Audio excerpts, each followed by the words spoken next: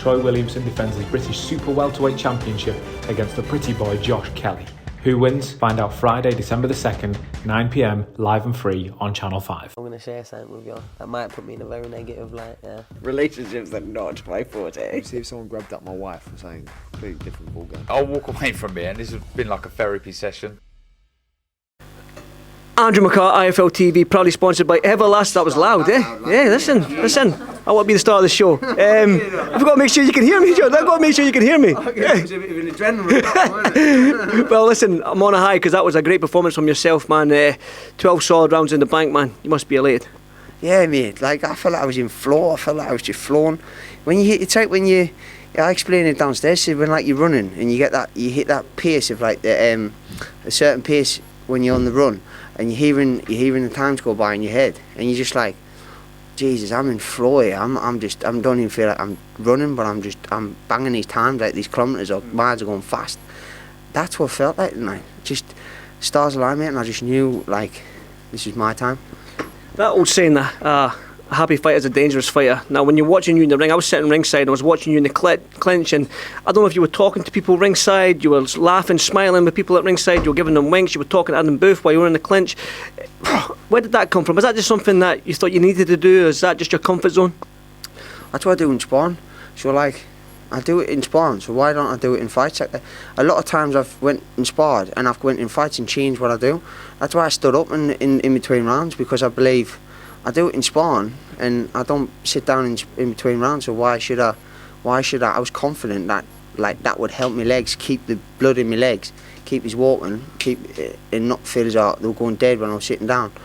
I had a confidence about I do 14, 15 rounds. People know this in the gym, and it's like all I have to do is do it on fight night and just put myself in spar mode with like 10-ounce gloves on, and that's what I did. Josh, you've had obviously coming off the Avanesyan loss and maybe even the draw at Madison Square Garden against Robinson. You've had a lot of doubters, safe to say, on social media and all this sort of stuff. So, what does this winning this title and beating a champion like as somebody as tough as Troy Williamson? What does this do for you?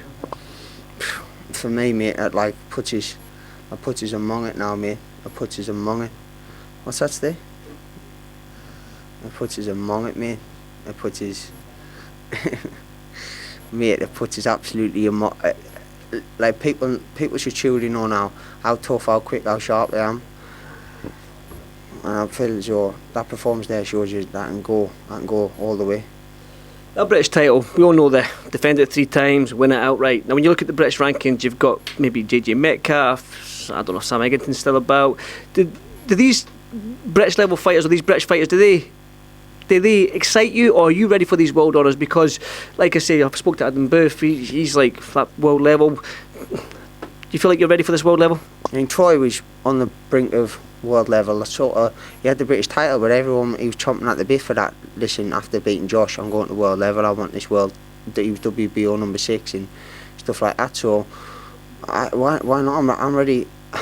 I'm ready. Like Troy, is tough as they come, and I've got massive respect for Troy. I knew he'd be game, I knew he'd come, and I knew he'd throw hard shots and try and get us out there and hurt us. So I'm aiming for world titles.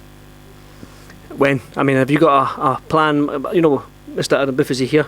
No, good, I can talk. He's a calculated man, we all know that. And looking at the 2023, have you gone through that game plan? Have you mapped out a sort of where you want to be come March, summer, winter next year? Not yet, but I just seem to go with the flow. I'm a go with the flow type of guy, and like that's what I did tonight. Just go with natural instinct, gut instinct, and that serves us. It serves us in day-to-day life, and it serves us in boxing. So when the next opportunity comes, and it's I want to grab it with both hands. Troy questioned your heart during the press conference and the way in. So do you think you've proved all them doubters wrong again, that maybe question your heart? I mean, you know you're tough. Every boxer's a tough man getting through them ropes, man. That's a given, but it takes more than that. It takes heart. Have you proven that you've got heart tonight? I knew I had heart, and he knows I had heart as well. From where I was 18 months ago on the floor, like mental health, just everyone bangs on about it, but I was suffering with demons, bro. Like you wouldn't even realise, bro. And My wife was, she didn't know what and I've added people into my team, and I've just had my solid friends around us, close friends, and they've got us through. And to get where I am now shows how much heart I've got. Like, within 2 fights of being at 154, I'm back and I'm British champion. It's like I've fought once, a little warm-up fight, got the WBO, and then went straight into a big fight. I mean, if that doesn't show how much heart I've got and willing to take fights and prove these that I was wrong about, oh, Josh has only got this, Josh has only got that, then what I've got nothing to say really, yeah. You said 154 then, the last 2 fights, like, you seem comfortable up there, you're strong up there. Did you stay at 147 a little bit too long, or was it the right time to move up to 154? I think, I don't know, like, you can't drain yourself at 147. You can't be like killing yourself. It's a 12-round fight. You need to actually fight another man for 12 rounds. And doing that, like maybe doing weight the day before, or the day before weighing and stuff, and it's literally a day before your fight. It's not good. Like, you can't be doing that. Do you know what I mean? I felt strong. People were like saying, like, we weighed in yesterday, but it was a show weight, it was a fake weigh, and we all got weighed in the morning, went and did the show weighing on night time. So obviously I was refueled. I felt big and nice where I needed to be. Got nutritionists on board, so he sorted it all out. And people were saying, oh, look at Troy, he's in amazing shape, he's going to do this and do that.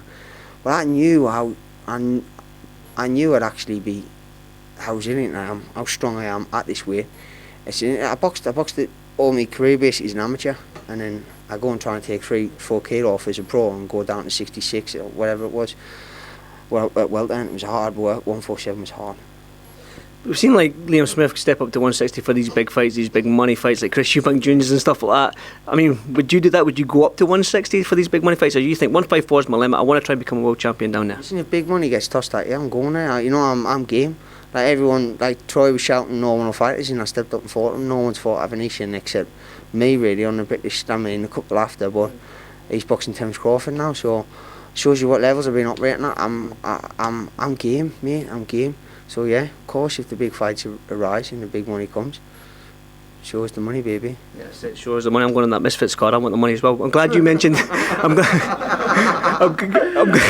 McCART has to slip that in, bro. I'm pushing for it. I had to be free promotion, you know. I've got my own channel to promote myself, so there you go. You mentioned Avanesyan and Crawford. You've shared the ring with Avanesyan, albeit down at 147. Yeah.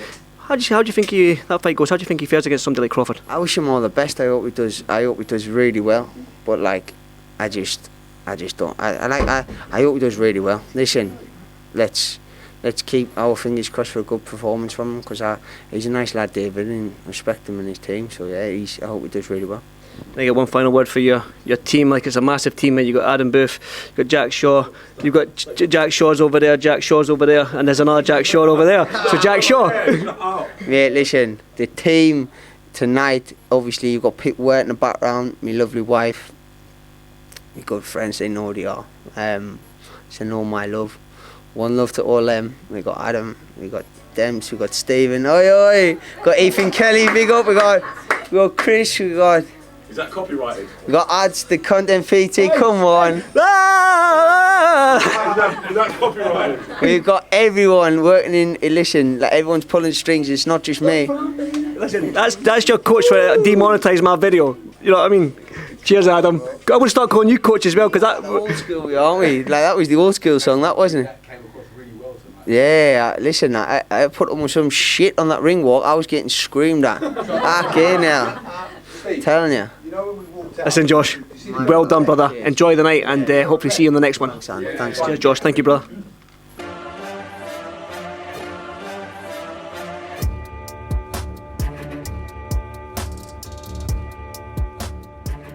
Midnight on Channel 5. Troy Williamson defends his British Super Welterweight Championship against the pretty boy Josh Kelly.